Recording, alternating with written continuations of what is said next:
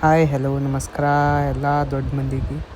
ನಾವಿವತ್ತು ಹೋಗ್ತಾ ಇರೋದು ತಾಜ್ ಧಾಬಾ, ತವಾರ್ಗರ ಕ್ರಾಸಿಗಿರೋದು ಇದೇ ತಾಜ್ ಧಾಬಾ. ನಾನು ಮತ್ತು ನಮ್ಮ ಫ್ರೆಂಡ್ಸ್ ಹೋಗ್ತಾ ಇರೋದು. ನಾವು ಹೋಗ್ತಾ ಇರೋದು ಟೀ ಕುಡಿಯೋಕ್ಕೆ. ಟೀ ಮಾತ್ರ ಸಖತ್ತಾಗಿದೆ ನೋಡಿ.